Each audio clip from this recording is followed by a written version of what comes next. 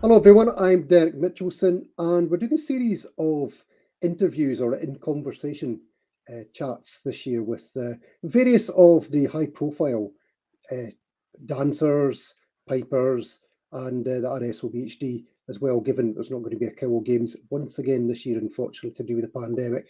I'm delighted in conversation today is going to be with one of Scotland's best pipers, certainly for Highland dancing, one of Scotland's best solo pipers as well. Delighted to have Donald MacPhee on joining me today.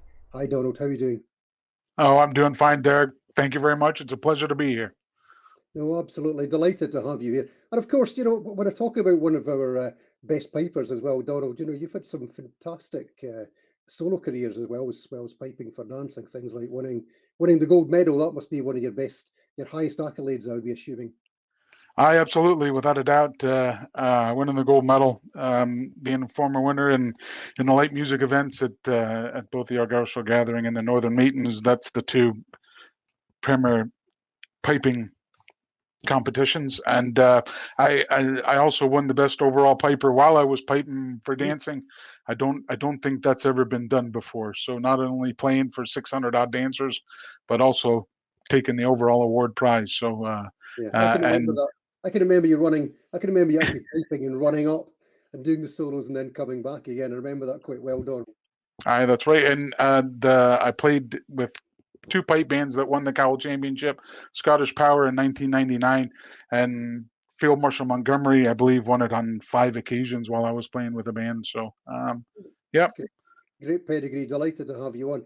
So Donald, first of all, how's things been during the lockdown, the pandemic? Because obviously, as well as playing at the competitions, which you won't have been doing at all, or the pipe band, you do a lot of teaching as well, and it's while you might have done one or two things virtually using the technology, suddenly everything's technology, everything's video conferencing.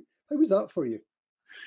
Yeah, well, it was a culture shock as far as it goes with me and technology because I could barely email and that kind of a thing. So I teach for Argyll and Butte Council, so I had to learn very quickly about Google Classroom and child protection, and so I taught my students all the way through both lockdowns, and so that was a learning environment for me and them. Um, it's uh, my wife has been extremely busy with meetings and that kind of a thing. I think with Zoom and all this kind of stuff, we used to have our nights together where we would watch, television shows and stuff like that. And it just seems as though almost every night she's on meetings and what have you. And but anyway, it's uh, it's been okay as far as it goes. What's been tough is not being able to visit my family.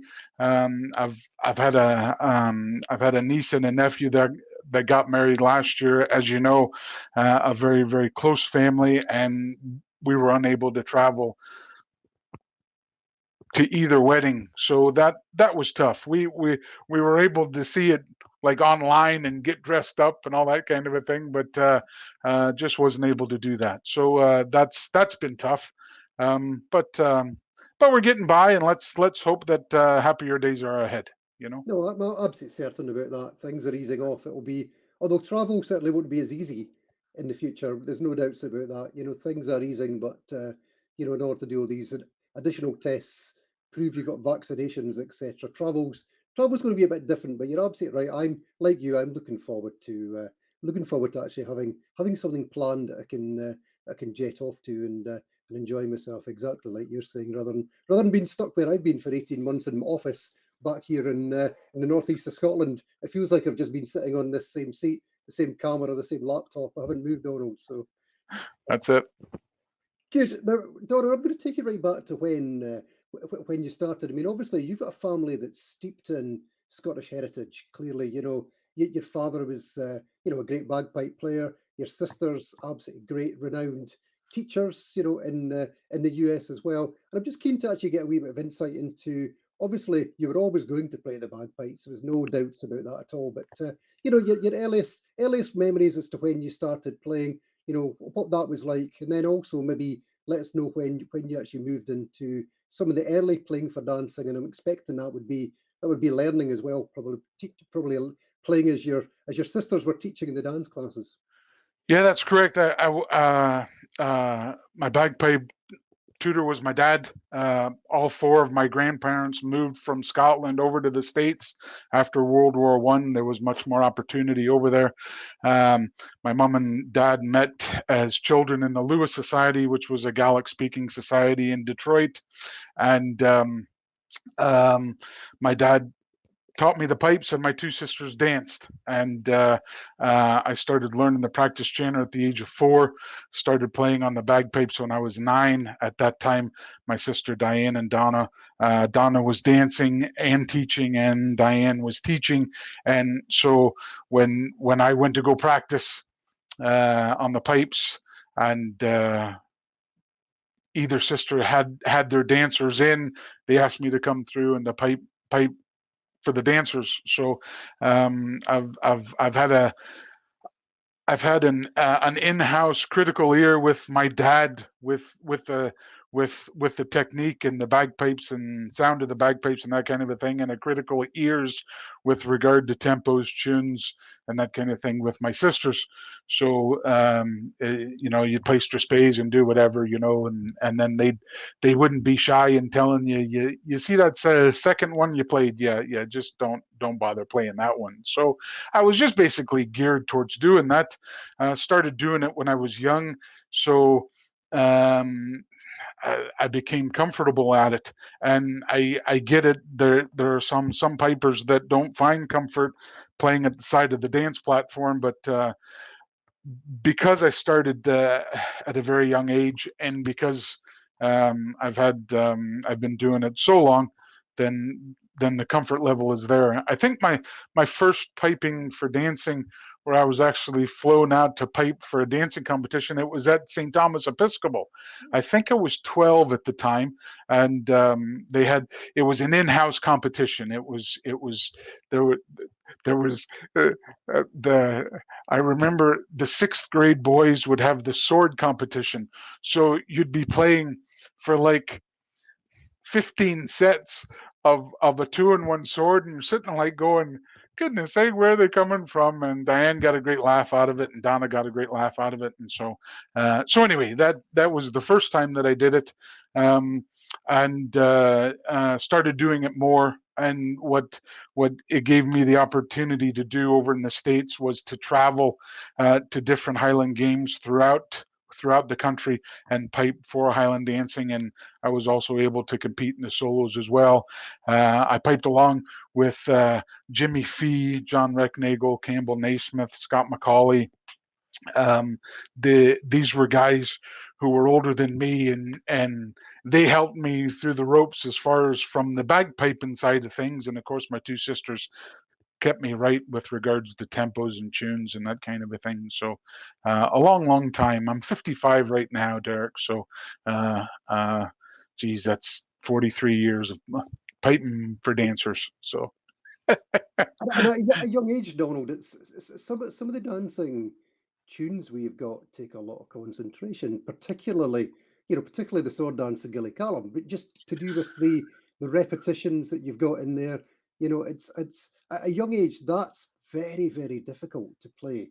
When you're still learning your technique, you're learning not just the fingering on the bagpipes, your blowing technique as well, keeping the bagpipes up, and then suddenly you've got this repetition for the sword dance that you've got to try and concentrate and thinking, wait a minute, what part am I on? I'm on, I'm halfway through the second step, am I not?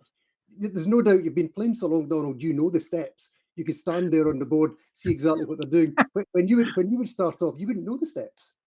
No, I wouldn't know it at all. And the tune that's used for the sword dance is Gilly-Callum, which is one of the most technically demanding tunes that we have in bagpiping. Not only because it's a Strathspey, which makes it demanding within itself. We play an instrument that doesn't have volume. So how we emphasize notes is either with technique or with agogic stress by elongating notes and making sure that you're playing the rhythms correctly and that kind of a thing. So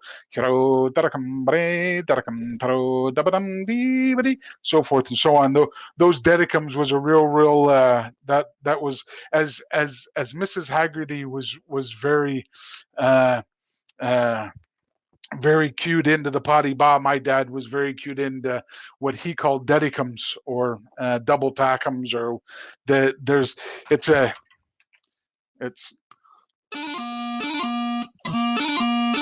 it's that bit of technique and it's not easily done, but it was one that my dad absolutely drummed into me. So it's got burls off of low G and it's got burls off of different kinds of things. So yes, very difficult tune, difficult dance to play for because you've got it's um 16 bars for one step, where all the other ones it's 8 bars as far as one step goes. So yeah, but yeah, you do it at a young age, and like I said, I started the bagpipes when I was 9, so I was 3 years on the pipes before I really hit the bagpipe for dancing thing, and so my dad had me as prepared as possible as far as it goes with that, and like I make fun of it, Deryck, I really do, because uh, I pipe at a dancing competition, and Christine's no shy in telling me, hey, you see your introductions there, ooh, way faster, you no, or Diane or Donna, when I was growing up, they would really they'd really kind of go, hey, listen, you need to pay more attention to the intros or the second step, or you're speeding up in this area or that kind of a thing. And when you get dancers that are dancing over swords, that's well, it's I wouldn't want to do it. Let me put it to you that way. So the added focus is there. So And I guess. I think that's such the Gelly column is such an interesting strass bay for dancing the swords too. As you played it there and described it, Dedicum, for us when we're dancing that's actually just a single beat. We just lift the foot up, place it back down. So Uh-huh. and the other thing as well from being a dancer, well, and a musician as well, Donald, which Yep. when you're dancing, you don't actually listen to the intricacy or the technique of what the piper's actually playing in the Gelly column. All you actually do is you focus on that individual single beat. So it's that's why I think the sword dance. You're absolutely right. It's such a difficult tune to play for the dancing. But as far as the dancers actually tune most of that out and just actually identify with that single beat, which is quite interesting.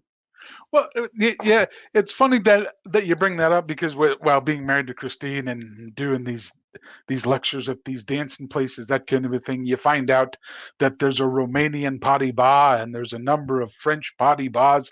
Well, there's a chartreuse pati ba, and of course there's a sword dance pati ba. 1 and 2. 1 and 2 versus 1 and 2, 1 and 2. So you have to produce that when you're playing. So I ask at my piping for dancing lectures, and just I ask, would is there any dancers here that would get a row if they did a chartreuse pas de ba over cross swords? And half of them don't want to answer, of course. So you have to ask. Would you know? My dance teacher would not like that very much. So the dance seems as though it came first, and then the tune that came along, and it really fits like a glove. There are some pipers that use different strathspeys for the sword dance, but it's not conducive all the way through the part, the rhythms that's being danced by the dancer. So Gilly Column is just it should be the only tune that's used in the dance. But I'm not here to make directives. But let's just say that if I was to play any other strathspey other than Gilly Column in the sword competition, I need to get heating in my shed. Yeah, so that would that would not be good. The locks would be changed. Absolutely. And also it's experience as well, Donald, because the number of times when I was younger, it was mainly a lot of performances. and you would get a piper that's never played for dancing before. And the minute you would go into quick time, the quick time would be about double the speed of the slow time, just because he's seeing the dancer signaling the tempo's changing. He would just lift right up, and before you know it, you can't dance in time. The piper's off. It's such a subtle change going from that slow time into the quick time to be able to actually do that. Absolutely, and the when I first played at Cowal, we had Alec Martin, we had Stuart Bowman, we had Ian McDonald, of course. Anna McGowan was there, and they knew what they were doing as far as with breaks goes, and as far as with tune selection goes, and that kind of a thing. So the I would get the benefit of getting instruction with them, because I made it perfectly clear that anytime I wanted to do anything, in particularly bagpiping related, I didn't want to do anything wrong. So if they had anything that they wanted to help me out with, please to go along and do that. And they were absolutely great. Every one of them a gentleman, and a real pleasure Okay, to play with. So sorry. okay. Okay, I'm going to move from the Gaelic on to probably my favourite type of Scottish music. We play the strathspey. Now, obviously, we've got different types of strathspeys that we do in the Highland dancing, but I'm going to take you back to the dance we normally do first, Donald, the Highland Fling. And in particular, when I was younger, loved dancing the Highland Fling to the fiddle. You knew I was going to say that, and not the bagpipes. And in particular, being from the northeast of Scotland, there was Mhm. different techniques that the fiddlers actually used when they were playing the strathspeys for the Highland dancing. Particularly in the northeast where I was, it was you tended to have the sort of Neil Gow technique, the up-driven beat, where he would actually start playing the first of the four. The first of the four beats would be on that down bow, and then he would actually drive the next three beats on the up bow, and that's how they were taught to do, and that's how you got the lift, the energy, the power within the strathspeys. Donald, how do you replicate that in the bagpipes? Well, we do that. Uh, in the Highland section, we use strathspeys in every bit of it, except when we're just dancing the reel with that bit. But as far as the fling goes, the flings use strathspeys of lift. Okay, and when there's the dancers should be spending most of their time in the air and not on the ground, and when you do that, how you want to replicate that is really extend the beat and really use it a very elastic rhythm.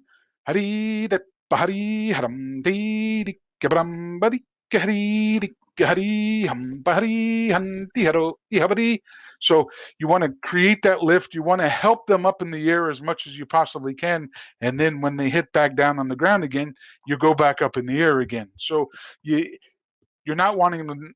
You're not wanting to play dee dee da da dee dum dee dee dee bra ba dee dee dee dee da da dee dum, because that's no helping the dancer out. And that's very much So very much what we would call the sort of Scotch snap in that. Scott Snap, That's exactly absolutely, what we call it. yeah, yeah. That's the term is this.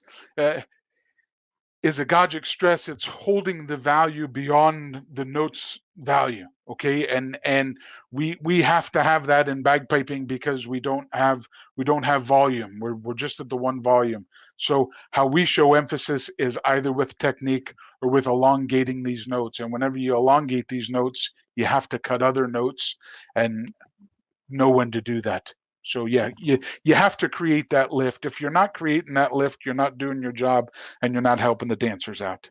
And you definitely need that lift as you get towards that the sixth step in the fling, Donald. All these sheddings on the same foot. That's when you need that. In fact, sometimes that's when you need just a wee bit sharper, a wee bit less lift. Absolutely, and there was one step where when the working foot, that they would go and they would hold it out there like for like almost a beat, and I was sitting like going, man, that's got to be tough. I couldn't do it, but it was the adults that did it, or the older ones that did it. They would go and they would extend it out, and then of course try and produce this turnout with the heels forward and hold that out there, and just showing the strength by doing that. I wish Christine was here to tell me what step that was, but it was later on in the dance. Yeah, that'll be one of the backstepping steps. There we go. Yep. So Done incredibly. and when they're doing that, all dancing within the circumference of a Balmoral, that's pretty impressive. And again, that Pretty changed impressive. slightly as well, Donald, because very much a lot of these positions are held or exaggerated slightly more than they were when I danced.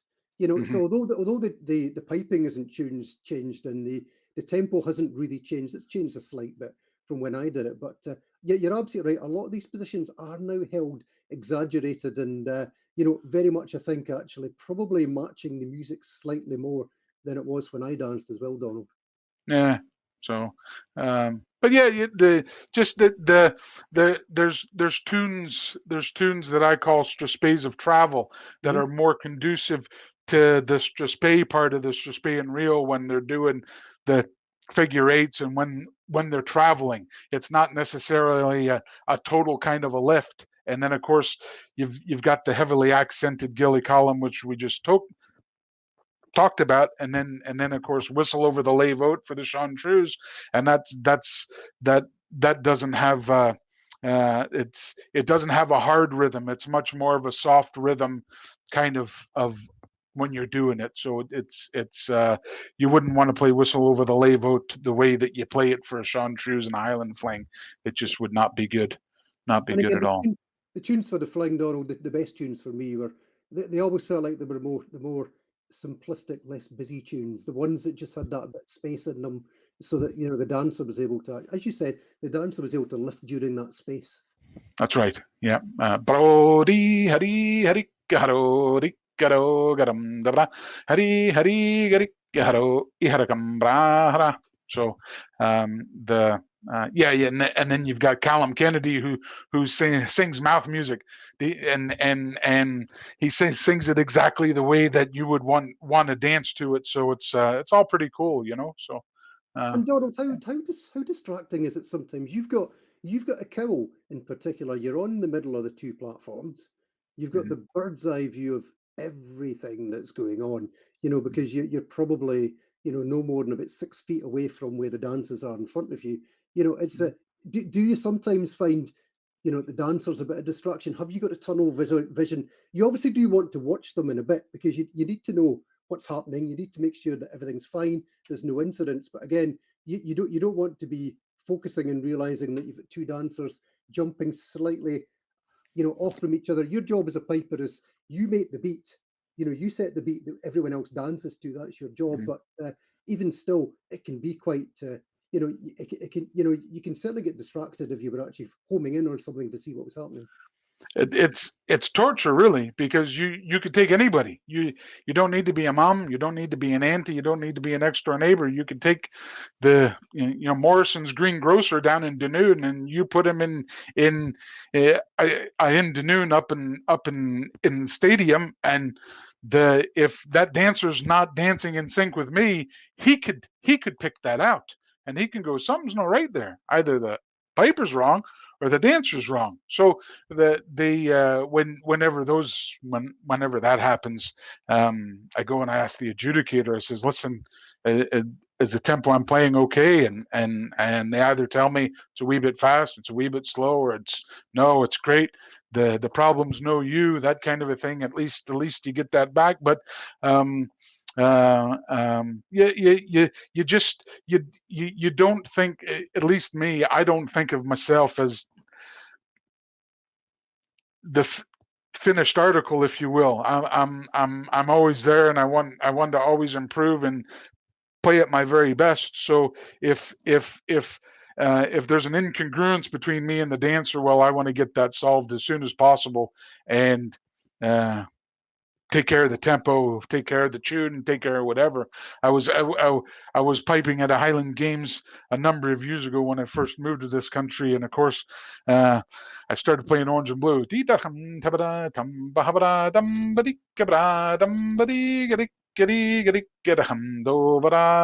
And the dancers didn't, of course, bow, and they didn't start dancing as soon as I played the introduction. So I walked over and I said, "Is there a problem?" The adjudicator said, "No, no, there's no problem." So I did it again, and the dancers didn't do it again. And thankfully, I had a wee, a wee Highland dancer there that just kindly looked at me and said, "You're playing the wrong tune." And so I went to the adjudicator and I said, "Okay, yeah, what tune do you want?" So it was a Marcus of Huntley's Highland Fling. Exactly. Yeah. That's what they were accustomed to. So as soon as I played that, we came on board there. So I really changed my introduction from especially the younger kids and the younger dancers, the Marcus Huntley's Highland Fling instead of Orange and Blue. So just out of learning that, and thank goodness that little dancer, you're playing the wrong tune. And so anyway, I found it really funny. Christine, unfortunately, wasn't with me on the day, but I took great delight in telling that story when I was speaking with her. So anyway, sorry to go No, just to deviate from there. it's a great story as well, and I think the highlight there is that it's dancers also need to learn the musicality of the dance as well as the technique of the dance, and that's very much what's coming out there. The dancers recognised the tune, or they were wanting to recognise the tune they were doing, rather than realising it's there's a beat there, there's a rhythm there. It's still a Highland Fling, but because they didn't recognise it, I know there's obviously an experience there as well. You're talking about younger ones, so but again, what I would always be saying to the teachers as well, do you know what? Play them different CDs, get them used to different types of music. I can remember that when I was young as well, and it's I had a few goes at it was Stuart Bobbin that was doing some of the introductions for the Fling. Hey, da-ba-da, dee, diggity, dee, da-ba-da. When I was younger, I sometimes found it hard to actually recognise what was the first beat that was actually playing or what was the second, and Of course. as they always say, it's practice makes perfect, Donald. You just need to keep going round, understanding the rhythm, understanding the beats, and I think that's an absolutely fascinating story. Donald, I'm going to take you forward to reels now. Again, probably after Strathspey is my second favourite.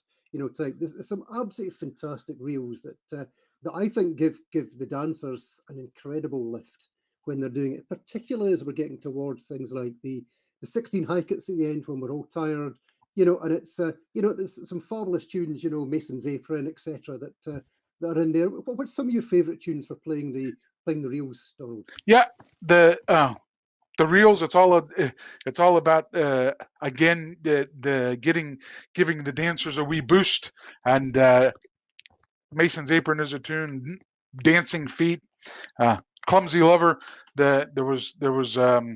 Um, there was a time where there were some adjudicators that didn't like me playing the Clumsy Lover because they thought it was a hornpipe, and the tune is a hornpipe, but you could phrase it as a reel, and the dancers love it, and so you're just the they've just done about 2 minutes and 20 seconds of giving it their all, and now it's like, right, you want them to go out on a high note, so with high cuts and that kind of a thing. So if you can give them a wee bit of a lift, a wee bit of a push as far as it of adrenaline or whatever, then that's what I'm going to do. So yeah, it's when I first started coming over, I played for mostly all the reels, and so enjoy playing the reels. I'm getting older now. The fingers don't work as good as what they used to in the past, but I still enjoy playing as far as the Strathspey reel goes, and even the reels, and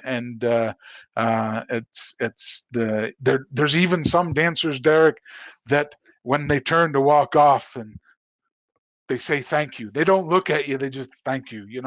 Thanks for playing that tune. And I've just to say this. I've been I've been given a bad rap in that I only play a selective number of tunes as far as Strathspey goes and reels goes, and once I start with a group, I basically just play those same Strathspeys, and I do that because there was a dancers that conveyed to me, oh geez, you played that Strathspey for that group, but you didn't play it for my group, or you want to take me out of the mix. You just want to go, they're listening to me play for the first group that's up there, right?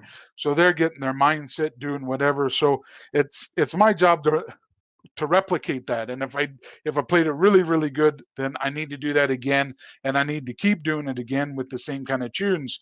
I've done professional recordings that have over 40 different Strathspeys on them, but the day of a competition, it's no about me and no about how good a Strathspey player I can play with 40 different kind of Strathspeys. It's all about the dancer and just being as consistent as possible. So um, it's the same kind of thing with the reels as go. The reels as well. You've got a wee bit of levity as far as with the tune selections and in the fling, and the Strathspey and the reels.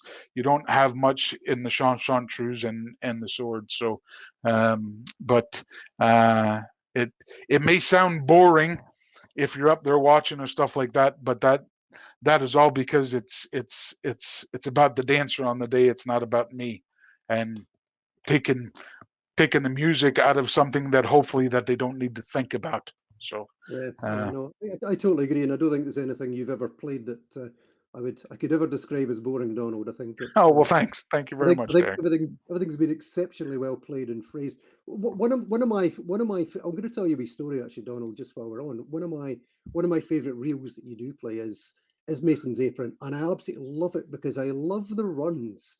It's such a it's an intricate, difficult tune to play, but it's got fantastic runs both up and both down that kind of builds the tune up to a crescendo when you're actually dancing to it. And I find it builds the energy levels up that tune. And in fact, I'll actually take you back to one of the years that I won the worlds in the Queen's Hall in the adults, Donald. And it's probably, I'm not sure if it was the first time that you played at Cowal, early 90s, but it would certainly be one of the first times. And we went in the Queen's Hall because it was torrential rain, so we went in just after the sword dance, or I think.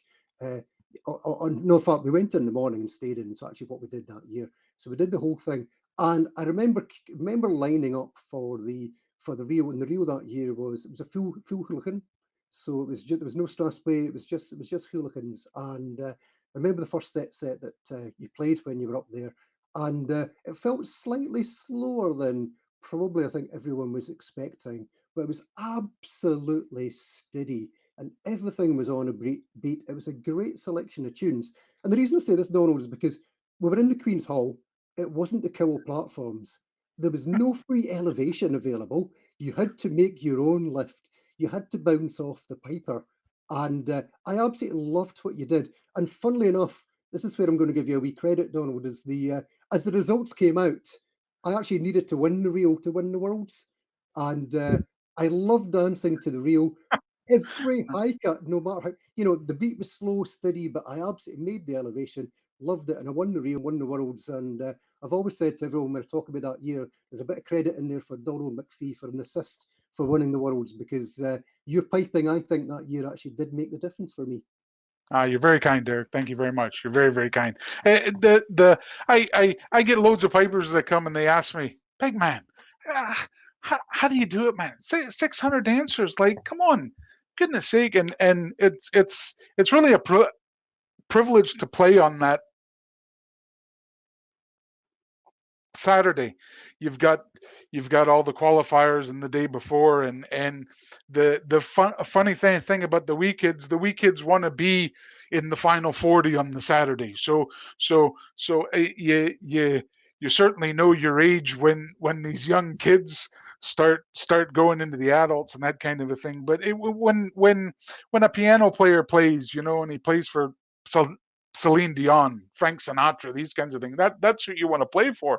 So the playing at the end of the day on a Saturday, it's dynamite. It's a whole lot of fun, and I take pleasure in doing it because it's the best of the best that's up there. So, but I really appreciate you telling me that story.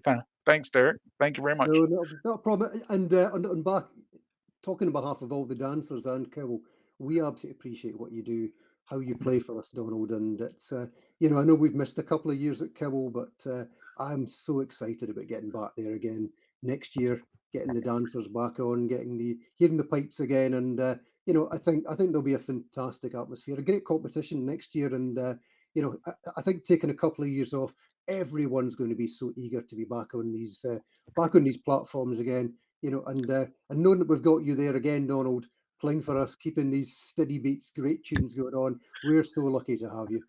Oh, well, thank you very much. I'm also looking forward to it.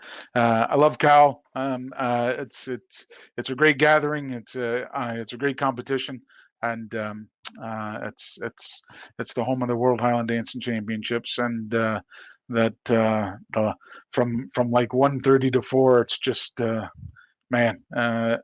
You just hope that you're chosen to be the piper to play at least one of those four dances. So, but it's fun. I find it fun. What we do next year, Donald, I'll make sure that we get you in playing the real one, and I'll be looking forward to a Mason's apron again. So we'll get that all queued up for next year if that's okay.